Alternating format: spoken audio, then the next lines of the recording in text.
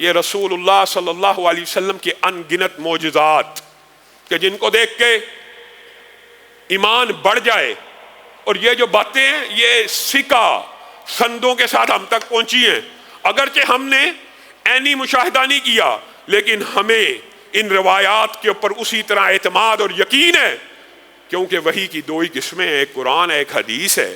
اور یہ حدیث کی جو سلسلہ اور سند آپ کے سامنے جب آ جائے صحیح سند سے ہو تو آپ کے اوپر لازم ہے آپ اس کے اوپر ویسے ہی یقین کریں جیسے اپنی آنکھوں سے دیکھ رہے ہیں. یہی ایمان بالغیب ہے، اسی کی فضیلت ہے. یہی وجہ اس امت کے اوپر جو خصوصیات ہے نا، اس امت کی جو برتری ہے کہ انہوں نے معجزات کو سنا ہے. اگرچہ قرآن پاک جیسے معجزے کو دیکھا بھی ہے پڑھا بھی ہے لیکن ہم نے سنا ایمان لے کے آ گئی. ہم نے موسیٰ کی امت کی طرح ہر روز ایک نئے معجزے کا مطالبہ نہیں کیا. رسول اللہ صلی اللہ علیہ وسلم کی زندگی میں جو معجزات بپا ہو گئے برپا ہو گئے ہمیں ان کے اوپر کامل یقین اعتماد ہے. ام ورقہ بنت نوفل خود بیان کرتی ہیں اور پھر حدیث کا ایک ٹکڑا خود بیان کیا، باقی دیگر صحابہ نے بیان کیا. اے اللہ کے رسول آپ میدان بدر میں جا رہے ہیں، مجھے بھی ساتھ لے جائیے. سبحان اللہ. آج ہمارے مردوں کا عالم کیا ہے؟ جد و جہد، جہاد تو بڑی دور کی بات ہے، جد و جہد کے لیے، سٹرگل کے لیے، محنت کے لیے کسی جوان کو تیار کرنا ہو بڑی محنت لگتی ہے، بڑی زور لگانا پڑتا ہے، بڑا موٹیویٹ کرنا پڑتا ہے. اور اس دور کی صحابیات کے اوپر قربانیاں کہہ رہی ہیں کہ میدان بدر میں جا رہے ہیں مجھے بھی ساتھ لیتے جائیے، شاید اللہ تعالیٰ مجھے بھی شہادت سے سرفراز کر دے. یہ خواہش ہے، یہ دل میں آرزو ہے. رسول اللہ صلی اللہ علیہ وسلم مسکرانا شروع ہو گئے اور آپ کے سامنے یہ بات رکھی ہے کہ پیشین گوئی کا باب بھی معجزات کا باب ہوتا ہے. رسول اللہ صلی اللہ علیہ وسلم کہنے لگے ام ورقہ بنت نوفل آپ اپنے گھر میں ٹھہریے، اللہ تعالیٰ آپ کو شہادت کی موت آپ کے گھر میں عطا کر دے گا. پھر ہوا کیا؟ ام ورقہ بنت نوفل نے ایک غلام مرد اور ایک غلام عورت جو ان کی غلام تھی ان کو کہا جب میں فوت ہو جاؤں گی تو میں نے تم دونوں کو آزاد کیا. یہ بھی مکاتبت کی مختلف قسمیں ہیں فقہ کے اندر، وہ بھی ایک لمبی چوڑی بحث ہے. اس کے اندر انہوں نے آزادی کی شرط کیا لگائی؟ جیسے ہی میں فوت ہو گئی تم دونوں آزاد ہو. اب ان دونوں کے دل میں لالچ آ گئی، انہوں نے ام ورقہ بنت نوفل کو اسی رات شہید کیا. جب یہ رسول اللہ صلی اللہ علیہ وسلم کی حدیث مشہور ہوئی نا تو حضرت عمر کہا کرتے تھے آؤ زندہ شہیدہ کی زیارت کر کے آئے.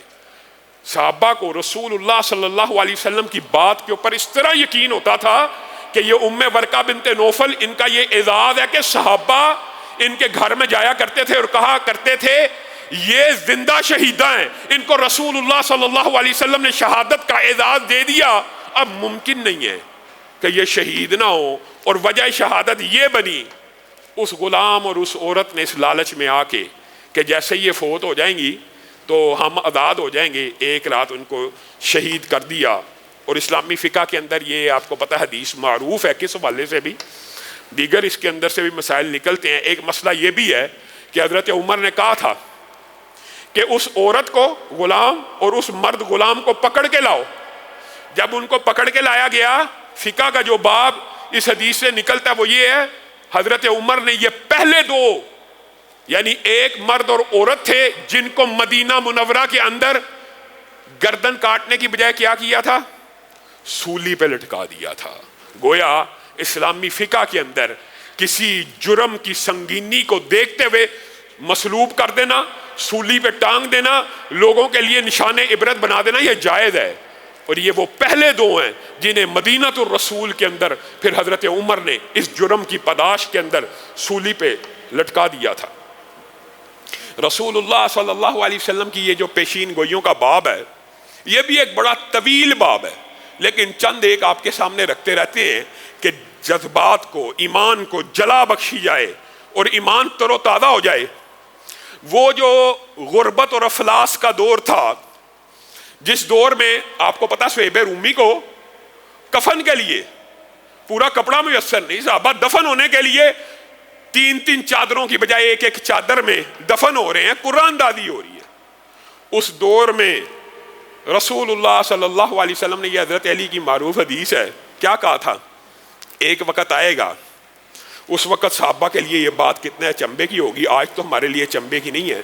ایک وقت آئے گا میری امت کے حالات ایسے ہوں گے کہ اگر چاہیں گے تو صبح کے وقت ایک سوٹ پہنیں گے اور شام کے وقت دوسرا سوٹ بھی ان کو میسر ہوگا. ایک وقت آئے گا، آج وہ وقت ایک سوٹ، کئی سوٹ آپ چاہیں تو ایک دن میں بدل سکتے ہیں.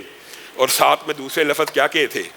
کہا تھا جس طرح کعبے کو کپڑے پہنائے جاتے ہیں اور کعبے کا غلاف بدلا جاتا ہے عزت اکرام کی وجہ سے، ایک وقت آئے گا میری امت کے اوپر ایسی فراوانی ہوگی کہ وہ اپنی کھڑکیوں کے اوپر پردوں کو ٹانگا کریں گے. ہر مسلمان گھر کے اندر جس طرح غلاف کعبہ تم لٹکاتے ہو ایک عمارت کو تعظیم اور ایک عمارت کو احترام بخشنے کے لیے، اللہ تعالیٰ مسلمانوں کے گھروں میں ایسی فراوانی کر دے گا کہ کوئی گھر پردے سے خالی نہیں ہوگا. خوبصورت مزین پردے ان کی کھڑکیوں کے اوپر لٹکے ہوں گے. بتائیے وہ دور آ گیا کہ نہیں آیا؟